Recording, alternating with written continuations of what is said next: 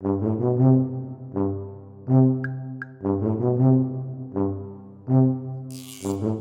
back to Talkin' Shit, where we are talking all sorts of shit. Schitt's Creek, that is. I'm Jess Sterling. We are talking Season 2, Episode 3, Jazzagals. And of course, as always, I'm joined by my co-host, who not only is a proficient woodworker, but also is in his local Jazzagals choir. Stuart, how are you? I'm doing really good. Didn't even have to audition. I'm what's referred to as offer only these days. Such a professional. So we're talking this episode, and I'm just so excited. I love this episode. I mean, again, I feel like I'm going to do this every single time we come back, week after week. But season 3 is so fun, and the Jazzagals feels like a marker, you know what I mean, Stuart, of like, oh, now you've seen this, now you've seen Fold in the Cheese, now you've seen the Jazzagals. Yeah, and it's nice to know that there is something going on outside of the Roses, like being here in the town and stuff, that the town is just going by and is going to continue on doing things without the Roses intervening or not, even though Moira is going to find a way of getting herself involved in it, no matter what they try and do. But I love the idea that Twyla, Jocelyn, Ronnie, the rest of them are all getting together and just having a sing-song. It was really sweet. Yeah. Well, they've sang in Central Park. I've friends on the brain. They've sang in Central Park, which is like no small feat. That's a big deal. I know, right? I mean, it's far cry from Moira's kind of assumption that there's a bucket of shrimp in Times Square, which I thought was such a judgy comment. But yeah, that sounds like they're really kind of like not only into it, but they're actually not unsuccessful. Mm-hmm. Yeah, they're all very talented. Yeah. So let's do a quick recap of the episode. Before we do, don't forget you can find us everywhere at Talkin' Shit. If you want to watch us on YouTube, you can also do that. We're at Talkin' Shit. And if you want to send in feedback, we got so much feedback for this episode, and we absolutely love getting feedback. So make sure you email that in, podcast@talkinshit.com. All right, let's get jazzy.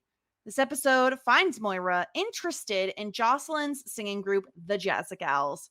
And Moira incorrectly assumes the women have no talent, and not so subtly brings it up to Jocelyn, who insists she must audition. Moira's audition is, as Jocelyn puts it, Jazzlyn. Oh, that would be a fun nickname. As Jocelyn puts it, her audition is different. Meanwhile, Johnny's new workspace in Bob's garage brings its own challenges. Bob, of the famous Bob Jog, gets frustrated with Johnny when Johnny doesn't assist Bob's customers in Bob's absence. But Johnny doesn't know the first thing about cars, and then he accidentally sells Dick Simpson's car that was there just for a brake job. So, yeah, that's trouble. Alexis's relationship with Mutt isn't going as she expected it to when he wants space after she spends over a week with him at his barn. David's relationship with Mutt is thriving when Mutt helps him build a cedar chest to protect his sweaters from treacherous moths. There's a lot of Mutt this episode. There is. And that was the episode story. I thought that this was a really well-rounded episode. We got like a lot of good story. It was a very Alexis light episode, but still she was there in kind of like in spirit, really, because she was lingering over the whole Mutt and David kind of conversation that was going on. But yeah, you're right. There's a lot of Mutt. Mm-hmm. How do you feel about that? It could have been worse. It could have been worse because at the very least, when Mutt's around this episode, like he's with characters I like, and it's not the Mutt and Alexis show. You know what I mean? I don't mind him hanging out with David because David's using him to make him a cedar chest. Yeah. So at least he's useful, I guess. I like the idea that we're kind of getting into, like we've always said, Mutt is a bit of a non-entity. He's boring and there's not much to him. Well, we've seen him doing some woodworking before, admittedly in his living room, which is not the smartest thing in the world, but at least he's offering his services and is using like established character points, like to build something with David. I don't know. I'm clutching at straws here. It's a reach. But we love David. And I love Mhm. let's start with David's storyline because Yeah. I don't think this is the first time it's been mentioned that David has like a fear of moths or that he hates moths. And so this is consistent. He's getting frustrated because his knits are just getting torn apart by these treacherous moths. So he needs a chest and he decides he's just going to build one because there's some cedar planks hanging out around the back of the motel. And this is quite resourceful, I will say, of Mhm. David. This is like out of the box for him. And again, we get like a very small amount of Stevie David content this episode, but what we do get is so good. Where she knows he can't build anything. Like this, do you Yeah. need the cedar chest toolbox specifically?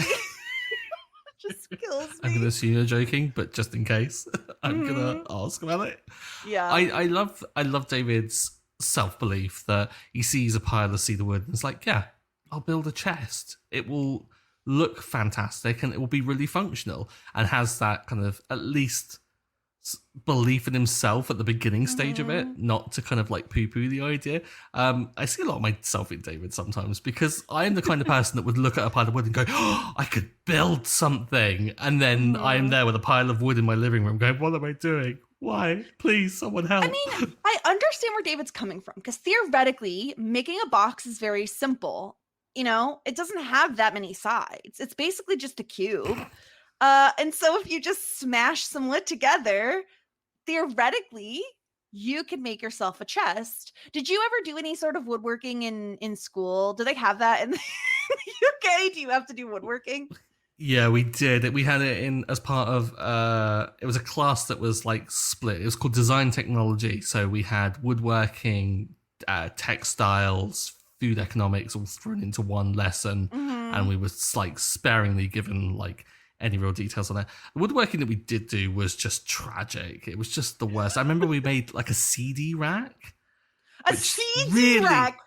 yeah, which I've Oh. just realized dates me so much. The children aren't Oh, even gonna know what you're talking about. yeah, they're like, I mean, at Granddad, least what's a you could have said CD? cassette tape rack, and that would have been way worse. So, you know. What's a cassette tape, Jess? Okay, stop it. Stop it. Anyone who's watching the video version can see who has more gray hairs between the two of us, How Stuart. dare you? Wow. Yeah. But I had a similar course in middle school. I can't even remember what it was called. Was it just shop? I don't remember. I feel like that's what we called it, like shop Yeah. class. And we had options. I remember this was like because my brother, who had taken the course 4 years before me, had the same options. It was like the same rotation of things you could build. Hmm. So you could either build a shelf, a like a footstool sort of thing to step up to, or a box. Any guesses on which one I made, Stuart? The box? I did make a box. Guess Yeah. what? I still own it and I know where it is. And I'm not trying to brag. I'm trying to brag. But I finished mine early. And so I ended up also carving my name into it and like painting my name. I know. I was very impressed with Wow. myself. I got a 99 because the teacher didn't give out 100s. Such a douchebag. Such a douchebag. What's the point of having 100 if a teacher's not going to give out 100? Thank you. Thank you. Oh, So, gosh. just to say, I'm basically a woodworker, and basically I could do this project. Sure. So what I'm actually hearing here, though, Jess, Mhm. is not your kind of proficiency with woodworking, is more that you have something in common with Mart. And therefore, you should Stop. kind of Stop like Mart. it. No. No. I'm upset. I'm actively upset right now. Absolutely not. No. Because unlike, I feel like Mutt fakes a lot of things. So I don't know. We have a theory that my husband sent in that I will read. And he says, I wouldn't trust a guy who was sawing wood in the middle of his house to help me build anything. Also, if his hands are so soft, as Alexis said in a prior episode, Hmm. then Mutt is just a liar and doesn't actually work with his hands ever. And it's all just for appearances. That's a good, solid theory. Yeah. Although we do see him like actually doing the work on the chest and we see the final product. It's a nice looking chest. It is. You got to give Mart his props there. Like, It even has did a look good. like a latch thing. Like I forget what they're called, like a hinge thing. So at the top doesn't Mhm. just fly back, you know? Yeah, it's like Um, kind of holding, making sure it doesn't go like all over the mhm. place. My box has one Didn't. of those too. Not gonna lie, it does. Oh, well It's done, well it's done. it's just a chain, but it does the job, you know. Yeah, didn't see any engravings though. Didn't No, see like a exactly, Mutt. It yeah. didn't have David written Gosh, on it, did it? So, but but I like the storyline simply because I like the fact David is also me while measuring. I do use a measuring tape when I measure, unlike David, but it's just a shit show. It's like, let me just use tape and then we'll figure it out. I'm not good at measuring. at least it's better than there's an old comedy sketch for Mr. Bean where he's like trying to measure up in his living room and he does the whole like Oh, hand the hands symbol there, thing. and then tries to Mhm. like move it across the room like invariably and it goes like way off and stuff. At least he wasn't Yeah. doing that. Like I think using mask tape is kind of a way of doing it. But I love the fact that when Mark comes over and goes, well, do they have a measuring tape? Like, does Stevie have one that you could borrow? Mhm. And you can see that David is like, I think has thought about it, but doesn't want to go back to Stevie and ask for again because he Exactly. knows that she's just going to ride him hard like she did before, taking the piss out of him. Well, especially because you could see how braggadocious he is when he does return and he's like a list of things he needs that are like Yeah. very specific. And Stevie's a little shocked that like he knows any of those terms to begin with. Hmm. Yeah, that's why I really like I like this storyline because not only do we get David taking advantage of Mutt, who's having a problem with Alexis, but David then also has these interactions with Stevie. So it's all just kind of works out. And then we get a beautiful chest at the end of it. So like the product is also beautiful. Yeah. Um, I also but love the fact that yes. we finally got some David Stevie time without acknowledging the thing. Like this Yes, is it's the over. true return to like them being normal with each other as well, and Stevie just reading him for filth. Yeah, exactly. I love the may the force be with you. It's just Yeah, what? it's a great Had line. no relevance whatsoever unless I'm completely missing a joke there, but I loved No. it. And anybody who was raised in any sort of Christian upbringing would know that there was the missing end of the joke, which is and also with you. But you don't get it, Stuart. You don't get it. Okay. Whoosh. This is going to be very like brief. They changed it since, but growing up, when I went to like Catholic church every once in a blue moon, you would have to do what they call like a peace be with you, which is what Stevie is saying here, and you shake people's hands. You basically shake people's hands of all around you in the pews, right? And the retort, so you say peace be with you, and the person you're shaking, they say, and also with you. Right. Now they Such a say and with heathen. his spirit or something like that, but that was what they said back in the day.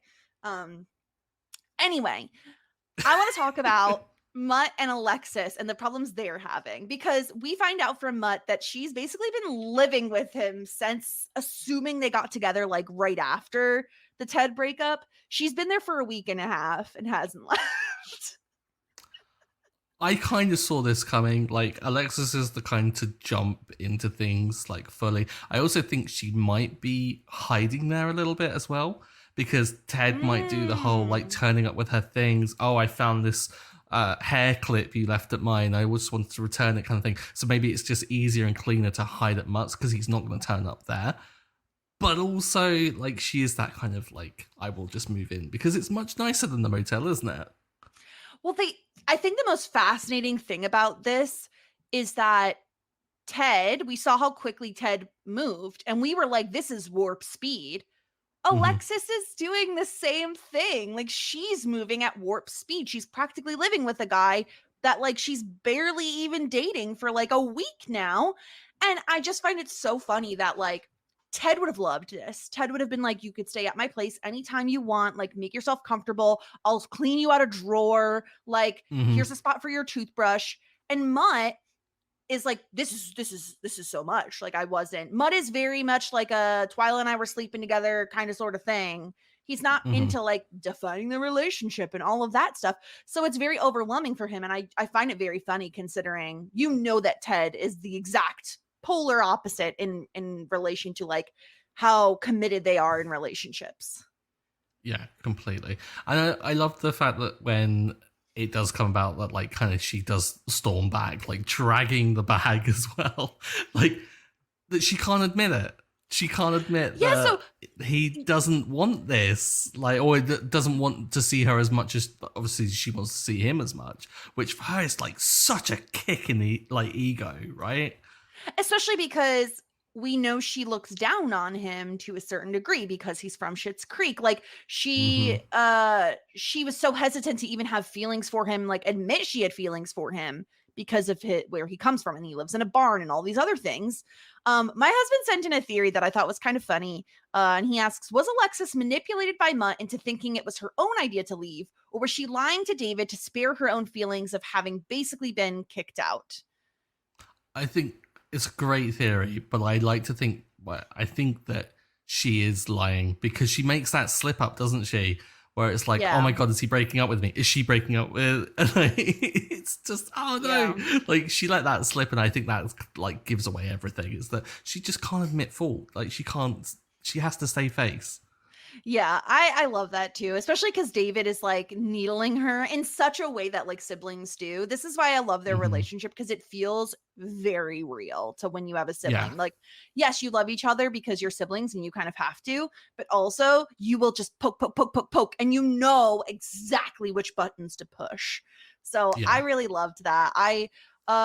So with this all happening, right? Alexis returning to the motel after a week and a half at Mutt's, him being like, we need to pump the brakes a little bit. How are you feeling about the status of their, like, I guess we'll call it a relationship, because I don't know, seems like one.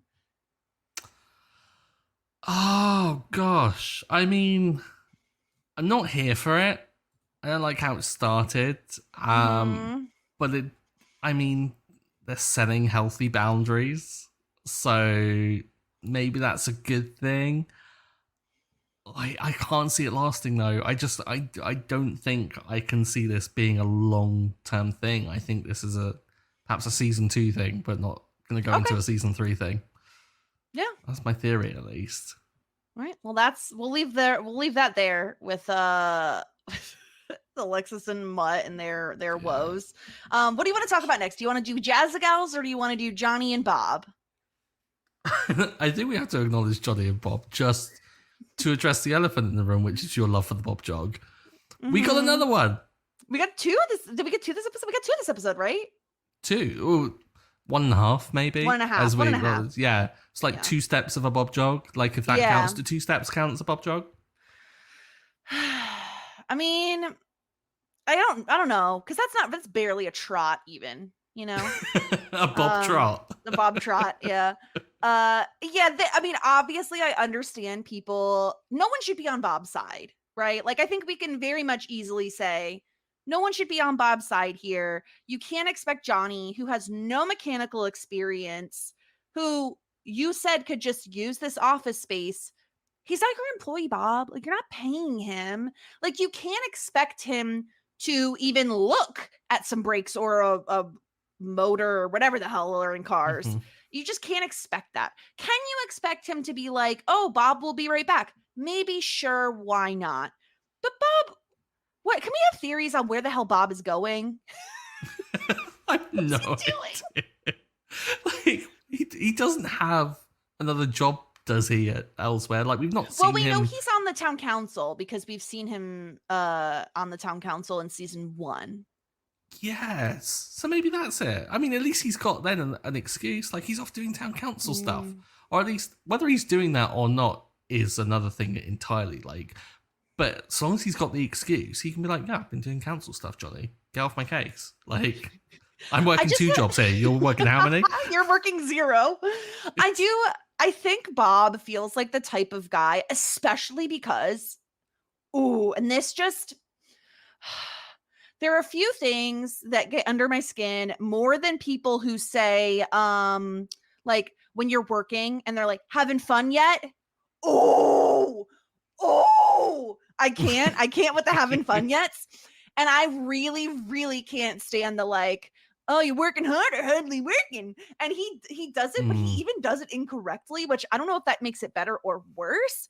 But because of that thing, I feel like he's the type of guy who like loves small talk. So, because I think he comes back with like a bagel or something, right, in this episode. It wouldn't surprise me if he was like, "Oh, I'm just gonna go over to Cafe Tropical and grab a bagel." And then he ends up chatting with some locals for like 30 minutes about the weather, about nothing, literally nothing. I just feel like that is Bob.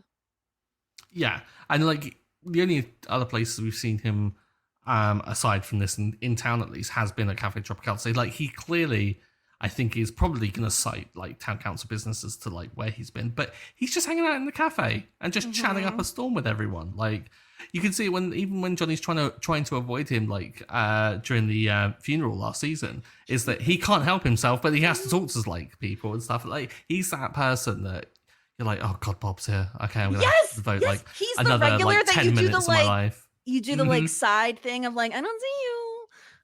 Yeah, that's Bob. But again, I know we don't like listen, I'm not asking everyone to love Bob's personality, okay? I understand. He's that annoying coworker. I get it. Who's like, oh, TGIF, am I right? Happy Thursday, happy Friday Eve. Friday Eve is not a thing. You say it to me one more time, I will kill you. There used to be this person, as you can't tell, I'm like scarred from working in an office for so many years of how many times I had to hear there was a person routinely every Thursday. She'd come in, happy Friday Eve. Ooh, just like instantly instant anger.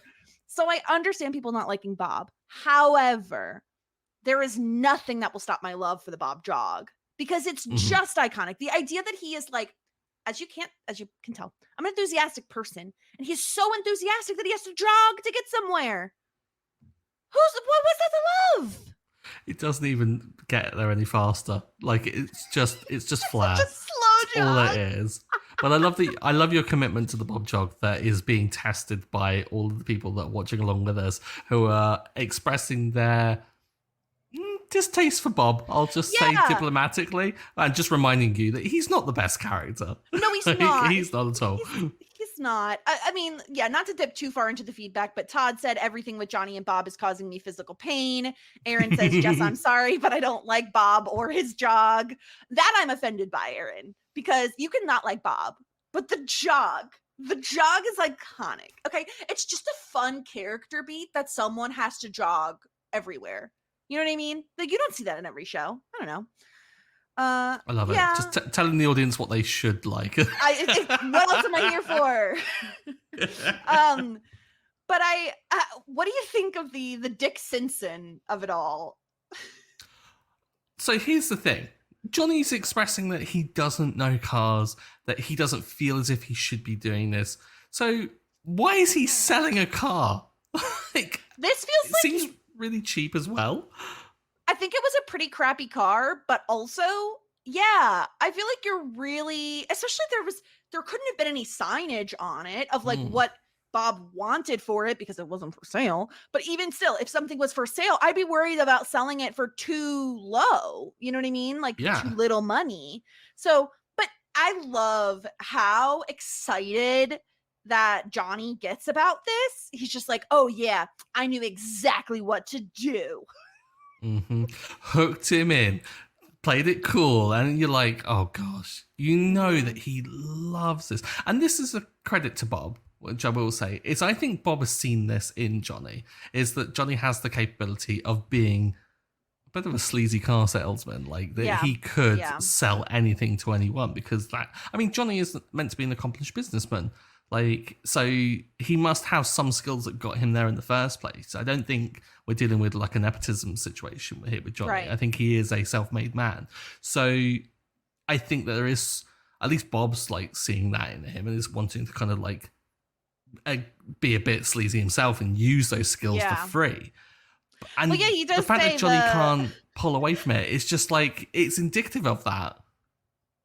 Yeah, I love the I gotta make money. I do have this free office space, you know. Bob can be really shady, which I think is an underrated quality that people don't recognize in Bob. Bob is very shady, especially when Johnny can't get Dick Stinson's name correct. He's like, well, I don't care about Dick Stinson, but Dick Stinson doesn't have a car. the joke when he was like, "Oh, it's like riding a bike," when he's talking about the car selling, it's like, well, funny you should say that, because Dick Stinson is going to be riding his bike until he can get the car back for him, and it was like, great joke for one thing, but also extremely catty comment from Bob. Like, Bob isn't really fixed on fixing the problem; he's about making Johnny feel bad for the problem first, which is a touch of just so funny. It's just so good. I love their interaction. I know Todd hated it, but I love it. I think it's so cringy and awful and incredible, you know? And I know those things don't make a lot of sense, but it really is. It's just incredible TV. I mean, I kind of like grew up watching The Office, and there is an element to that kind of cringe humor that you kind of have to lean into and appreciate sometimes. Sometimes it goes too far. I think we've made reference to Scott's Tots before, and I will make reference again. That is where it gets too bad. And thankfully, we're not in that realm just yet, but I think certainly heading towards it perhaps a bit with Bob and Johnny. Yeah, speaking of cringe, Moira. Oh, Moira. She just assumes that these women have no talent and need her. Because she's a trained vocalist. And I have a question because I have no idea what Starlight Express is. And I don't know if I'm supposed to know. Is this going to be added to your ongoing musical theatre education, Jess? Yeah, for those who don't know, I've been on a journey over the past year or so of getting trained in musical theater because a friend of mine once told me I was uncultured. Which is kind of a fair assessment because I didn't grow up watching any sort of musical theater. My family notoriously is not musical, they're not a musical theater family. And I don't live near, I guess there is musical theater where I live, but it's not big. It's not like Broadway or something. You know, I don't live near this massive city. So I just never really experienced it. So I've been watching a lot of musicals over the past year or so, but I've never even heard of Starlight Express. Probably for the best. I mean, some people may critique me here, but it's first off, it's an Andrew Lloyd Webber. I'm not a big Andrew Lloyd Webber fan, but it's a musical of its time. So it's all neon and they're on roller skates. I want to see Moira doing that so bad. This is why I was so excited when she mentioned it, because the idea of Moira in Starlight Express is just too funny. I can't even find the words of how excited I would be to see her in Starlight Express. It would be so funny. So what are some other things have I seen any of Andrew Lloyd Webber's? I probably have, right? Any of his musicals? Oh, crikey, we're going to really test my knowledge here. What have we seen that's Andrew Lloyd Webber? Hold on. Let me do a quick Google. Cats I've seen. Cats, Against My Will. Sadly. Yes. Phantom of the Opera, apparently. I was about to say Phantom. Yeah, Phantom's one. Seen that. The Phantom of the Opera. That's the only part I remember. God. Yeah, thankfully we've avoided a lot of them that are Andrew Lloyd Webber's. Wizard of Oz, apparently. Oh, there's a musical. I've not seen the music. Well, I've seen the movie, obviously. Yeah. I thought more on coming to mind. He had one that was recent, the Bad Cinderella one, which was over here in the UK. It kind of launched post-COVID, and it was doomed from the beginning, really. And notoriously, on the last show, he didn't turn up to it when it was closing, and sent a note which basically threw the cast, the crew, all under the bus. And and then proceeded to just relaunch it on Broadway. Yeah. I have two more notes about him before we move on. One, people are gonna get mad if we probably don't mention Joseph's Technicolor Dreamcoat. I've not seen it, but I know that it's a big one, so I felt the need to have to say it. And the second thing I need to just note is that his eyes look kind of red and they scare me. the iris, the part that should be a color like green or blue or brown, they kind of look red, and it's a little terrifying. Yeah. Deals with Satan will do that. Oh no! It's probably because he did Cats. That it's just they punishment. Red. Yeah, it is exactly. Because I had to watch that, and let me tell you, I didn't like it. It doesn't make any sense. I don't understand what this There's all these names for cats that's not real words. They don't make any sense.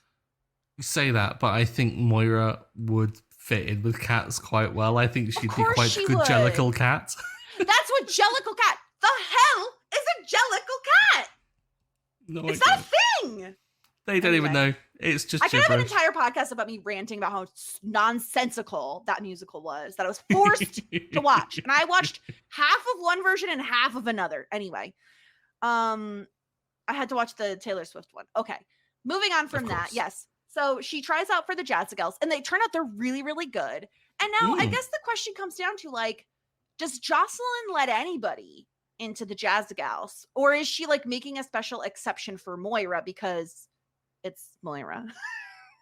Well, I mean, it's an audition. You would like to think that they do perhaps 10 people down. But I think that perhaps everyone except for Moira has auditioned with the knowledge that they have some singing capabilities and thus they wouldn't be rejected. So when Moira turns up, it's like, oh gosh, how do we actually... I think this is the first time that Jocelyn's actually considered that she might have to turn someone down. And it's Moira, of all people. It's Moira, yeah. Now I do have something to share. I'm going to share my screen for anybody who's watching us on YouTube, because after I listened to Moira's audition, I was like, is this a song? Because Stuart, like, again, I'm not into musical theater. Literally, there was a time, I'm pretty sure on a podcast, where I found out show tunes meant songs from musicals and not TV theme songs, which is what I always thought it meant. And so I was like, is this from a musical I just haven't heard of? So I had to Google Moira's audition for the musical and see if this was real. And there is a post on Reddit that says, does anyone know if Moira's audition song is a real song and what it's called? And no, it's not. It's just her making up something. This is just her like scatting. And a lot of people have asked the same question as me. It didn't even come to me that this could be something that came from something else. Like I assumed it was Catherine. I assumed it was Catherine O'Hara like making it up because it was bonkers. But there was some semblance of kind of, I guess, some structure to it. Well, because which is a testament to her like ability to improv. Yeah, like it was the first line, like, someone help me all night long. So it should have been you. It's just too much. I can't get over, like, clearly if that wasn't in the script and she was improvising that, I mean, it's a testament to how good she is as a comedic actress. Yeah. Is that she is able to do that in such a way that it like makes people search on the internet and ask questions as to whether or not it's real. Yes, because she played it so well that there was a moment where it felt like she forgot the words and started scatting, which is why I thought it was from something. It's just 10 out of 10. Moira is incredible. I love that she like is offer only, that she's just like, you obviously need me in this. I especially love Stuart when she's at the diner and Twyla is helping out all the ladies, all the Jazzagals in the corner, and Moira's just like, Twyla! So good. At least she's not chucking like bread rolls at Twyla like apparently she was last season. But I love the fact that she is just clearly bothered by the fact that she is not in this kind of ladies who lunch group, which I think is what she was kind of hoping it was at first as well. But oh gosh, and then I love the joke as well as when Twilight offers her the menu and then she like makes a reference and goes, "Yes, please, I'm still not quite off book." It's like, she needs to rub it in like, I am in the theater, okay? Like I know the lingo. Yeah. Yes. It's so good. Everything about Moira and the Jazzagals just is too good. And since we're here, because we're already talking about her audition, we have to do, we're going to do Wig Watch early this week because this wig, so it's all black. It's like a long bob with bangs, but it's like asymmetrical. Like one side is definitely longer than the other. I did wonder if it was just on the one and that she had done it like so quickly to like get there that everything Moira does is intentional, I think. Yeah. Do you know what is the most jarring thing about this though? What? I'm pretty sure my mother owns this outfit.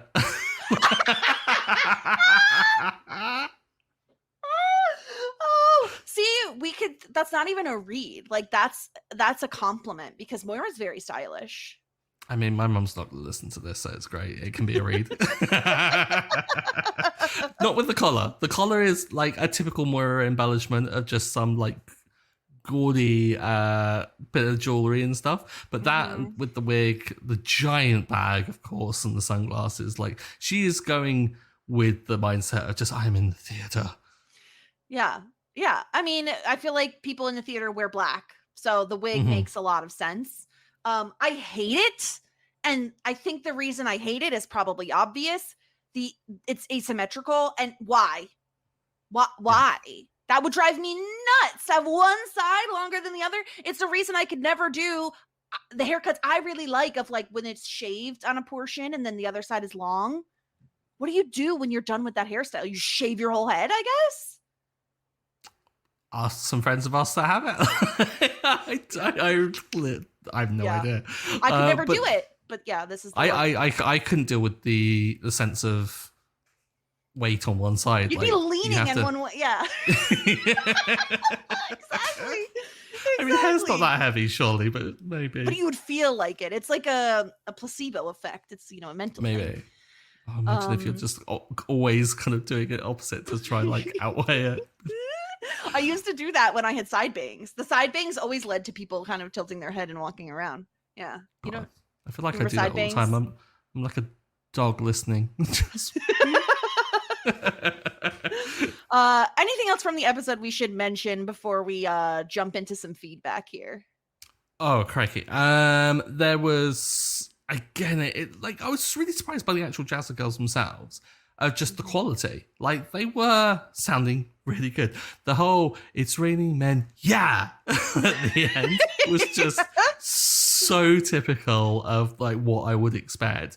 But what was her name? Lena, was it? I don't think we've seen Lena the woman in anything who sings before. before. Yeah. Pipes, like, voice on her and stuff. And I can see why she's got the solo, but I love the fact that she was killing it. And Jocelyn was like, I'm nearly there. I'm like, Jocelyn, you got standards. Uh-huh. Yeah, which is why it's so surprising that Moira even is allowed in the Jazzagals. But yeah, she's excited about it. She serenades Johnny to bed, which is also just hilarious. While wearing a waistcoat and a brooch as well. Yeah, this is her typical nighttime ensemble. Everyone needs a brooch to go to bed, obviously. But it's like, she was wearing a waistcoat, I'm sure. I was like, what is going on? She has to be fancy even while she's sleeping. Oh, bless her. All right, let's get into some feedback. We heard from Trish, who says, top rate Stevie in this episode, and I love that David still is never quite sure if she's pranking him or not.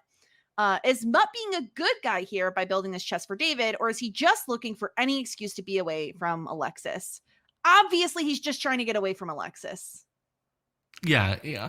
He's trying to get away from Alexis and is using it as an excuse, but he's also doing a good thing. That's not completely sure, but it also feels like he's kind of like, oh, this is something I know and I'm comfortable with. Like social confrontation, not for me. Working by myself with wood, sure, why not? Just saying, getting all easy. Trish continues, I chuckled at Moira's comment that she was not quite off book at the cafe, and I have to admire the fact that she's not quite so deluded in her singing prowess to see that Jazzagals soloist Lena was really good. Yeah, exactly. She has a little bit of self-awareness, I suppose. Admittedly, Johnny shouldn't have sold a car that didn't have a price on it, but Bob should be there to run his business. Bob Jog and Wig Watch also noticed, and also point to note, I had to Google Paul Bunyan. Do you know who Paul Bunyan is, Stuart? No idea. You don't know who Paul Bunyan? I mean, it's like very American thing. Hold on, I'm Googling just so that I could be accurate, because he's well known for being like kind of like a lumberjack guy with like flannel. Yeah, I've seen a thing I referenced in The Simpsons to him. Like, yeah, lumberjack wearing like kind of typical flannel with a blue bull or something. Yes. So Paul Bunyan is a giant lumberjack and folk hero in American and it's Canadian folklore. So he has like superhuman labors. He's accompanied by Babe the Blue Ox, his pet and working animal. So he's known for being like this big lumberjack guy, basically. Like if you saw a guy wearing flannel who had a beard and was like hot, you're like, oh, that's Paul Bunyan. Gotcha. Okay. Yeah, that's the gist of it. I don't know. I'd say it makes sense, but sure. Yeah, he's like the typical, our friend Sarah always talks about, like, but can he chop wood? Like, that's her qualification for, like, is a guy hot? Can he chop wood? Paul Bunyan is the example. God, I imagine Sarah must be on that TikTok of the guy that just constantly is like Yeah, ripping she into loves these that giant guy. logs. Yeah. Very, what is it? Captain America, like, pulls the Ah, log ripping them apart. apart. Yeah. Yeah. Forearms for days. Yeah. Ashley's question, what would David's self-built box look like? And I don't even know if we can top Trish's answer to this. And she said the same planks that he started with and splinters in his fingers. Yeah, that's probably more accurate than what I would have said, which was just a shit show. Like, it would be awful, wouldn't it? Yeah. Oh gosh, but yeah, that's absolutely so true, because he wouldn't even make progress. It would just be a pile of them with him just nursing splinters. Exactly. And Ashley said, and he would call it modern art, which is very also accurate. Yeah, definitely. And probably make more money from it than we would in our entire year of earnings. Yeah. Do we not remember the woman who breastfed the entire audience at his art gallery? Like, this is the kind of stuff that David would get off on. Yeah. So that's all our feedback. Again, if you want to send any feedback, you could hit us up on all social media, email us podcast@talkingshit.com. Let's get into our ratings here, Stuart. For Simply the Best, who do you think is the best this episode? So I always struggle with this, but throughout this episode, I have been trying to lay the groundwork to make this case. Okay. I know what you're gonna do, and I'm already mad. I know. I'm gonna give it to Mutt. You're a monster. I feel like the guy needs a point at the first opportunity in which he can possibly claim a point. He helped David build a very nice chest. As much as we may kind of mock it for not having engravings or not being kind of like that great, it's still a very good chest. And he did set a boundary with Alexis that needed to be made. I don't think he went back and lied to her about it. I think that he obviously told Alexis that he'd maybe even been talking to Dave. Actually, no, he probably didn't actually. But still, I'm going to give it to him. He did a nice thing. It's fine. I'm fine. I'm not giving my point to Mutt because I would never.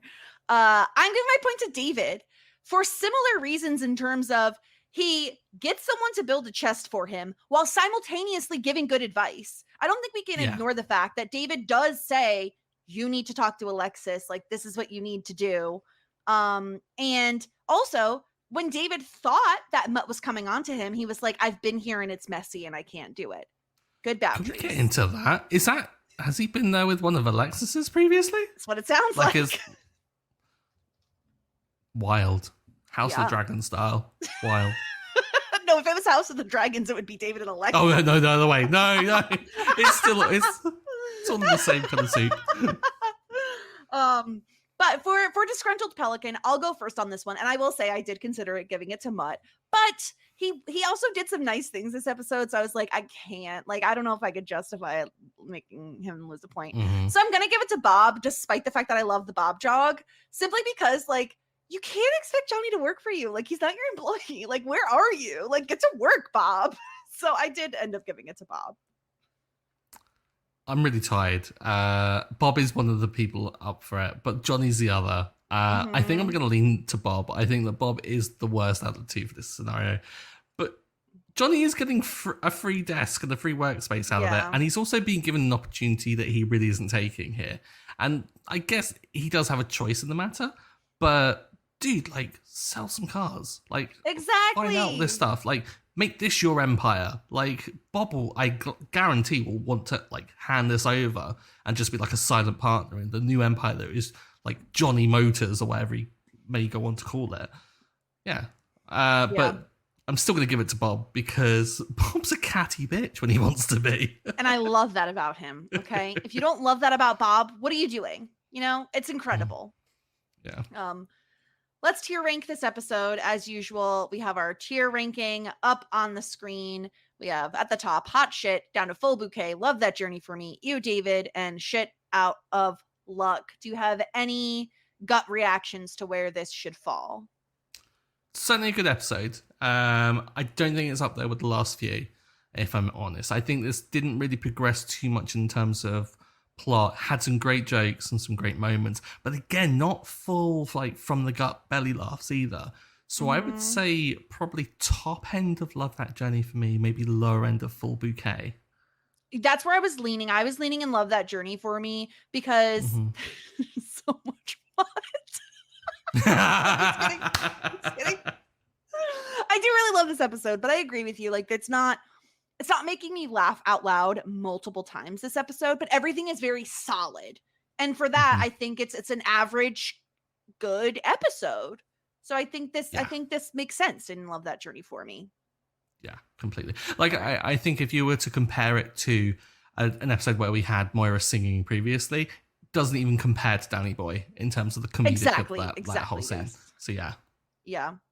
Although I do love her scatting. It's incredible and ridiculous.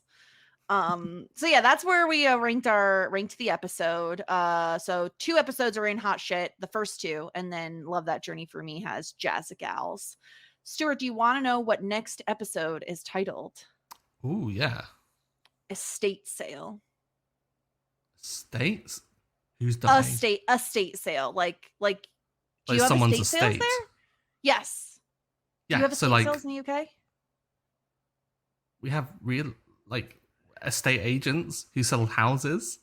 So an estate sale is basically like someone has died, or they're getting rid of everything, and they have usually it's very rich people is when you'd call it, because otherwise you're going to call it a garage sale. So usually it's rich people call it estate sales. It's like their entire estate they're selling. Family member, someone in the town that maybe is on the outskirts who died, maybe they can go find some stuff. Who knows? We'll see. I don't have no clue. But we are going to have a guest. The aforementioned Sarah will be on to talk about this episode. So that should be fun. It's gonna get messy. It always gets messy when we're on a podcast together. So yeah, probably, most likely. So that will be next week.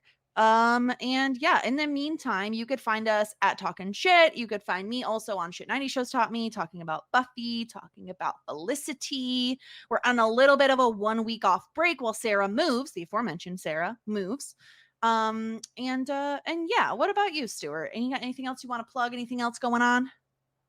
Nothing major, just continuing with the Survivor watching for the first time. Looking forward to some new shows coming back. But yeah, if anyone wants to reach out, Stuart Drinks Tea on all the socials. Incredible. So thank you all for listening. And until next time, warmest regards. And best wishes.